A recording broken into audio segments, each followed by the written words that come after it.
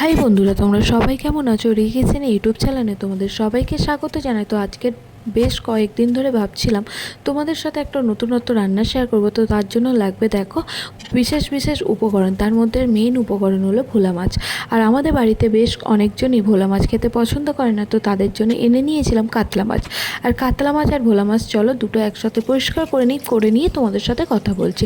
তো দেখো ফার্স্টে ভোলা মাছগুলো পরিষ্কার করে নিচ্ছি। আর আজকে দেখো ভোলা মাছগুলো এত টাটকা ছিল, কারণ কি করে বুঝবে বলো তো, মাছগুলো এত লাল লাল ছিল দেখলেই বোঝা যায়। আর বেশ বড় সাইজের এই মাছটা পেয়েছিল, যেটাতে এক একটা মাছের 3 পিস করে হয়েছিল, আর বেশ বড় বড় সাইজেরও করেছিল। আর দেখো এটাতে একটা আনকমন জিনিস দেখলাম, যে ভোলা মাছের মধ্যে ডিম। আমি না কোনোদিনই ভোলা মাছের মধ্যে ডিম দেখিনি, আর এইরকম মাছও আমি অতটা খাইনি।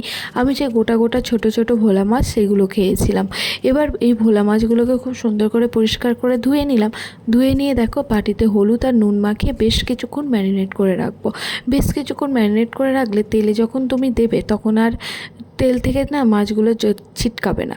আর এইদিকে দেখো আজকে কী রান্না করছি না করছি সবই তোমাদের সাথে আস্তে আস্তে শেয়ার করছি। তো ফার্স্টে দেখো একটা কাপ নিয়ে নিয়েছিলাম, তাতে একটু ধনে আর একটু জিরে, গোটা জিরে দুটো জলে ভিজিয়ে রাখলাম। এবার ওইটা যতক্ষণ ভিজছে ততক্ষণ চলো কিছু সবজি কেটে নিই। তো এই সবজির মধ্যে দেখো আলু কেটে নিলাম একটা, আর তার সাথে দুটো মতো পটল কেটে নিলাম। তো ফার্স্টে দেখো এই দুটো, যেহেতু এত অল্প পরিমাণের সবজি, তার সবজিটা দেখে তোমরা বুঝতে পারছো পরিমাণের তরকারিটা যেটা করবো সেটা পরিমাণে অল্প করব। আর পরিমাণে যখন অল্প করব তখন তোমরা নিশ্চয়ই বুঝতে পারছো তরকারিটা কার জন্য করছে। তো তার জন্য যখন করছি তখন তোমরা যদি বুঝতে পারো অবশ্যই কিন্তু কমেন্ট করে জানিও।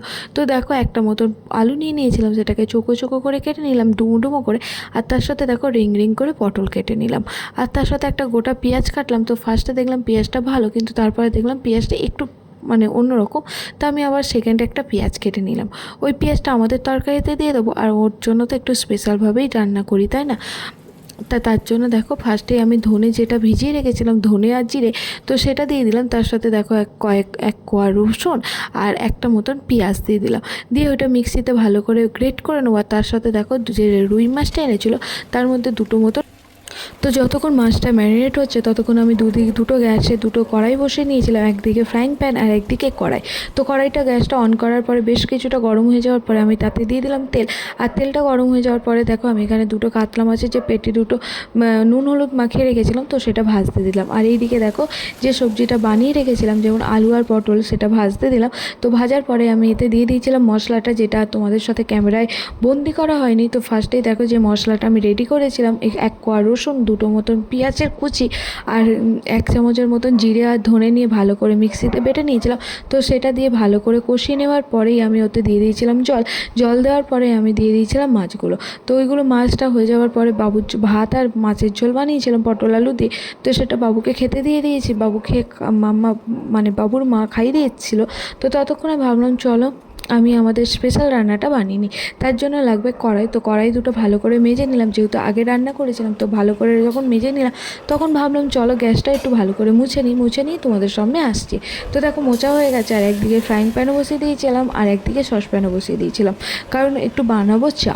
কারণ একটা রান্না হয়ে যাওয়ার পর একটু মন করছিল চা খেতে। তো ভাবলাম চলো চাটা বানিয়ে নিই। আমি আর আমার দিদি চা খেতে খুবই পছন্দ করি, তাই আমাদের বাড়িতে অল টাইমই চা হয়। চা আমাদের দিনে 10 বার দিলেও কোনো অসুবিধা নেই। আমরা চা প্রেমী, চা খেতে খুব ভালোবাসি। তো দেখো চাটা দুধটা ঢালতে গিয়ে দুধটা একটু পড়ে গেছিলো। তো ভাবলাম চলো গ্যাসটা আরেকবার মুছে নিই। আর তার সাথে দেখো কয়েকটা এলাচ আর একটুখানি আমি দিয়ে দেবো চা পাতা। তো চা পাতা দিয়ে বেশ কিছুক্ষণ ধরে ফুটিয়ে নেবো। যতক্ষণ ফুটছি ততক্ষণ ওইদিকে দেখো সসপ্যানে আমি তেল দিয়ে দিয়েছিলাম। তো তেলটা বেশ কিছুটা একদম গরম আগুন হয়ে যাওয়ার পরে আমি এতে মাছগুলো ভাজতে দেবো। আর তোমাদের কাছে একটা কথা আছে, যদি খুব তেলটা গরম হয়ে যায় তার সাথে সাথে তোমরা মাছটা দেবে না, তাহলে আগুনটা জ্বলে যায়। তা তোমরা কী করবে, গ্যাসটা অফ করে দেবে। অফ করে, এটা আমার নিজে থেকে শেখা, কারণ আমার সাথে এইরকম প্রায়ই হয়। আমি একটা কাজ করতে গিয়ে আরেকটা কাজ ভুলে যাই, তখন এরকম প্রবলেম হয়ে যায়। তো দেখো ফার্স্টেই আমি এটা দিলাম, দিয়ে ভালো করে তেলটা গরম হয়ে যাওয়ার পর একটু এবারে মাছগুলো ভাজতে দিলাম। তো শেয়ার করলাম না, কারণ এই রান্নাটা আমার আগে ভিডিওতে দেওয়া আছে। তো তোমরা চাইলে রিকিচেনে ইউটিউব চ্যানেলে গ্রিনি ভোলা বলে সার্চ করলে তোমরা পেয়ে যাবে। কারণ এই রান্নাটা আমি একটা নিজস্ব মাথা থেকে বের করে রান্নাটা করেছি। এটা কোনো দিন ইউটিউব বা কিছু দেখে না, এটা সম্পূর্ণ আমার নিজস্ব রান্না। তাই আমি তোমাদের সাথে খুব সুন্দরভাবে ভালোবেসে রান্নাটা শেয়ার করেছি। তোমরা চাইলে অবশ্যই ওখান থেকে দেখে আসতে পারো। আর যদি ভালো লাগে তাহলে অবশ্যই কিন্তু তোমরা ঘরে একবার বানিয়ে দেখতে পারো, একটা অন্যরকম খেতে লাগবে, টেস্ট লাগবে অসাধারণ, যেটা আমার বাড়ির সবাই বলেছে উফ অসাধারণ খেতে হয়েছে। তোমরাও এরকমভাবে সহজ পদ্ধতিতে গিনি ভোলা বানিয়ে নিতে পারো। তার জন্য দেখো মাছগুলো ফার্স্টে ভেজে নিলাম, তো এইদিকে চাটা ফ্রাই হয়ে গেছে, চাটা আরেকটু ফুটবে কারণ আমরা একটু কড়াভাবে চা খাই। তো চাটা যতক্ষণ ফুটছে তারপরে ভাবলাম একটু চিনি দিয়ে দিই, তো ফার্স্টে দেখো একটু চিনি দিয়ে দিলাম, তো এটা ওর মতন ফুটুক। আর এইদিকে দেখো মাছগুলো প্রায় ভাজা হয়ে গেছে, আর এইদিকে কড়াইতে আমি তেল দিয়ে দিয়েছিলাম, তো পেঁয়াজ দিয়ে দিলাম আর কিছু মশলা আমি রেডি করেছিলাম, তো সেটা দিয়ে ভালো করে আমি কষিয়ে নেবো। কষিয়ে নেওয়ার পরে বেশ কিছুক্ষণ কষিয়ে নেওয়ার পর আমি এতে হলুদ গুঁড়ো, লঙ্কা গুঁড়ো আর নুন দিয়ে দিয়েছিলাম। আর কোনো মশলা যাবে না কিন্তু সেই, আর এখানে দেখো একটু জল দিয়ে দিলাম, আর যেহেতু গ্রিনি তাই গ্রিনি জল দিলাম, দিয়ে বেশ কিছুক্ষণ কষিয়ে নেওয়ার পরে বেশ 1 কাপের মতন জল দেওয়ার পরে বেশ ফুটিয়ে নিয়েছিলাম। ফুটিয়ে নেওয়ার পরে দেখো আমি এখানে ভেজে রাখা মাছগুলো এক এক করে দিয়ে দেবো, তো দিয়ে দেওয়ার পরে বেশ কিছুক্ষণ ধরে ঝোলটা আমি কষিয়ে নেবো। কষিয়ে নেওয়ার পরে দেখবে একটু গাঢ় গাঢ় হয়ে যাবে, তখনই আমি এখানে কিন্তু ভোলা মাছের ডিমও দিয়ে দিয়েছিলাম, তখনই ওপর থেকে একটুখানি ধনে পাতা দিয়ে দেবো। আর এইদিকে দেখো ভাতও বসিয়ে দিয়েছিলাম, আর ভাত যতক্ষণ হচ্ছে ততক্ষণ আমাদের চাও খাওয়া হয়ে যাবে। তো চলো বন্ধুরা চাটা খেয়ে নিই, তারপরে তোমাদের সাথে আসছি।